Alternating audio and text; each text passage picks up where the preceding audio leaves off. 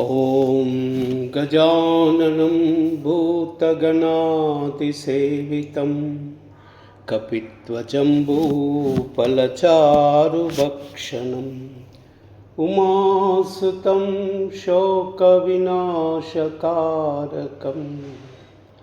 नमामि विघ्नेश्वरपादपङ्कजम्। ओम नमश्चंडिकायै। अस्य श्रीचंडीकवचस्य ब्रह्मा ऋषिः अनुष्टुप् छन्दः चामुण्डा देवता अंगन्यासोक्तमातरो बीजम् नवावरणो मंत्रशक्तिः दिग्बन्धदेवता तत्त्वं श्रीजगदम्बा प्रीत्यर्थं सप्तशती पाटंगत्वेन जपे विनियोगः। ओम नमश्चंडिकायै। मार्कंडेय उवाच। ओम यद्गुह्यं परमं लोके सर्वरक्षाकरं नृणां यन्न कस्यचिदाख्यातं तन्मे ब्रूहि पितामह। ब्रह्मोवाच।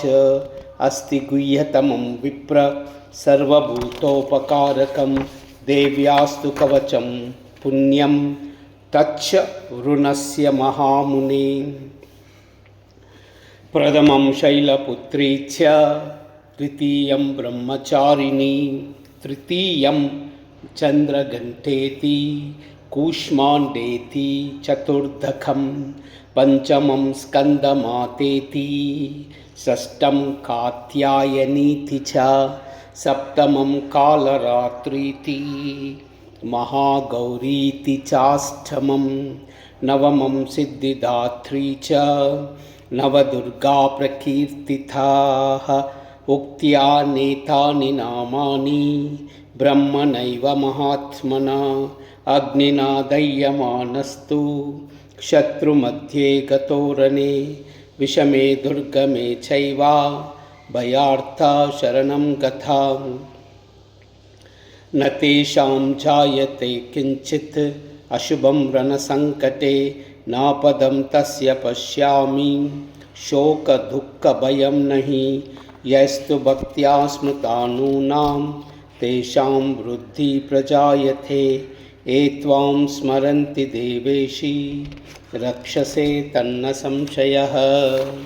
प्रेतसंस्था तु चामुण्डा वाराही महिषासना ऐन्द्रिगजसमारूढा वैष्णवी गरुडासना माहेश्वरी वृषारूढा कौमारी शिखिवाहना लक्ष्मी पद्मासना देवी पद्महस्ता हरिप्रिया श्वेतरूपधरा देवी ईश्वरी वृषवाहना ब्राह्मी हंससमारूढा सर्वाभरणभूषिता इत्येता मातरः सर्वा सर्वयोगसमन्विता नानाभरणशोभाढ्या नानारत्नोपशोभिता दृश्यन्ते रथमारूढा देव्या क्रोधा समाकुलाः। शङ्खं चक्रं गदां शक्तिं हलं च मुसलायुधं केटकं तोमरं चैव परशुं पाशमेव च कुन्तायुधं त्रिशूलां च शारङ्ग आयुध उत्तमं दैत्यानां देहनाशाय भक्तानाम् अभयाचय धारयन्त्य यदा नीतं देवानां च हिताय वैः। नमस्तेस्तु महारौद्रे महाघोरपराक्रमे महाबले महोत्साहे महाभयविनाशिनी त्राहि मां देवि दुष्प्रेक्ष्या शत्रूणां भयवर्धिनी। प्राच्यां रक्षतु मामैन्द्री आग्नेयाम् अग्निदेवता दक्षिणेवतु वाराही नैऋत्यां खड्गधारिणी प्रतीच्यां वारुणी रक्षेत् वायव्यं मृगवाहिनी उदीच्यां पातु कौमारी ऐशान्यां शूलधारिणी ऊर्ध्वं ब्रह्माणि मे रक्षेत् अधस्तात् वैष्णवी तदा एवं दशदिशो रक्षे चामुण्डा शववाहना जया मे चाग्रतः पातु विजया पातु पृष्ठतः अजिता वामपार्श्वे तु दक्षिणे अपराजिता शिखां युध्योतिनी रक्षे उमा मूर्ध्नि व्यवस्थिता मालाधरी ललाटे च भ्रुवौ रक्षे यशस्विनी त्रिनेत्रा च भ्रुवोर्मध्ये यमघण्टा च नासिके शङ्किनी चक्षुषुर्मध्ये श्रोतयोर्द्वारवासिनी कपौलौ कालिका रक्षे कर्णमूले तु शाङ्करी नासिकायां सुगन्धा च उत्तरोष्टे च चर्चिका अधरे चामृतकला जिह्वायां च सरस्वती दन्तान् रक्षतु कौमारी कण्ठदेशे तु चण्डिका घण्टिकां चित्रघण्टा च महामाया च तालुके कामाक्षी चुबुकं रक्षेत् वाचं मे सर्वमङ्गला ग्रीवायां भद्रकाली च पृष्ठवंशे धनुर्धरी नीलग्रीवा बहिर्कण्ठे नलिकां नलकूबरी स्कन्दयो खड्गिनी रक्षे बाहू मे वज्रधारिणी हस्तयोर्दण्डिनी रक्षेत् अम्बिका चाङ्गुलीषु च नकाञ्चूलेश्वरी रक्षे कुक्षौ रक्षे कुलेश्वरी स्तनौ रक्षे महादेवी मनः शोकविनाशिनी हृदये ललिता देवी उदरे शूलधारिणी नाभौ चौकामिनी रक्षेत् गुह्यं गुह्येश्वरी तदा पूतना कामिका मेढ्र्यं गुदे महिषवाहिनी कट्यां भगवती रक्षेत् जानुनी विन्ध्यवासिनी जङ्गे महाबला रक्षे सर्वकामप्रदायिनी गुल्फयोर्नारसिंही च पादपृष्ठे तु तैजसी पादाङ्गुली श्रीरक्षेत् पादात्तस्थलवासिनी नकान्ध्रंष्ट्रकराली च केशाञ्च ऊर्ध्वकेशिनी रोमकूपेषु कौबेरी त्वचं वागीश्वरी तदा रक्तमज्जावसामांसा अस्तिमेतांसि पार्वतीं अन्त्राणि कालरात्रिश्च पित्तञ्च मुकुटेश्वरी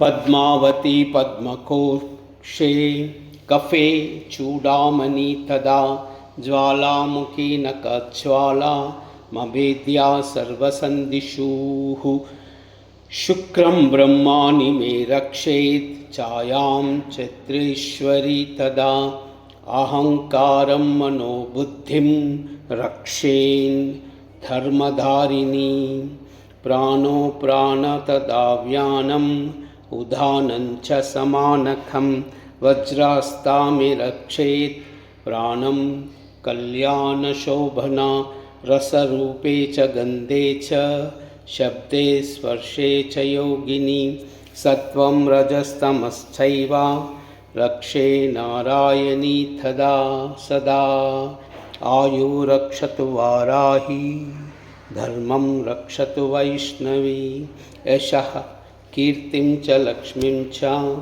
धनं विद्यां च चक्रिणी गोत्रमिन्द्राणि मे रक्षे पशून् मे रक्ष चण्डिके पुत्रान् रक्षे महालक्ष्मी भार्यां रक्षतु भैरवी पन्तानं सुपदा रक्षे मार्गं क्षेमकरी तदा राजद्वारे महालक्ष्मी विजया सर्वतः स्थितः रक्षाहीनं तु यत्स्थानं वर्जितं कवचेन तु तत्सर्वं रक्ष मे देवी जयन्ती पापनाशिनी।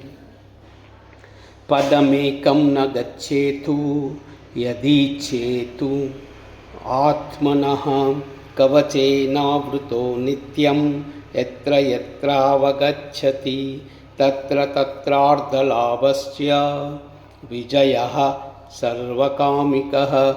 यं यं चिन्तयते कामं तं तं प्राप्नोति निश्चितं। परमैश्वर्यमतुलं प्राप्स्यसे भूतले पुमान्। निर्भयो जायते मर्त्या संग्रामेष्वः पराजितः। त्रैलोक्ये तु भवेत् पूज्या कवचेनावृता पुमान्। इदं तु देव्या कवचं देवानामपि दुर्लभं। यः पठेत् प्रयतो नित्यं त्रिसन्ध्यं श्रद्धयान्वितः। दैवी कला भवेत् तस्य त्रैलोक्येऽपराजितः। जीवेत् वर्षशतं साग्र अपमृत्युविवर्जितः। नश्यन्ति व्याधयः सर्वे लुता विस्फोटकादयः। स्थावरं जङ्गमं चैव कृत्रिमं चैव यद्विषम्। अभिचाराणि सर्वाणि मन्त्रयन्त्राणि भूतले। भूचरा खेचरा शैव जलजा शोपदेशिका। सहजा कुलजा माला डाकिनी शाकिनी तदा। अन्तरिक्षचरा घोरा डाकिन्यश्च महाबला। ग्रहभूतपिशाचाश्च यक्षगन्धर्वराक्षसा। ब्रह्मराक्षसवेताला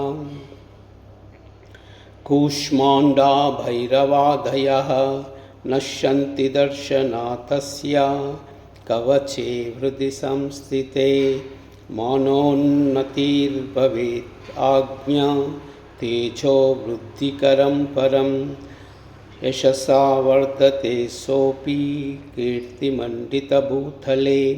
जपेत् सप्तशतीं चण्डीं कृत्वा तु कवचं पुरा। यावत् भूमण्डलं दत्ते सशैलवनकाननं।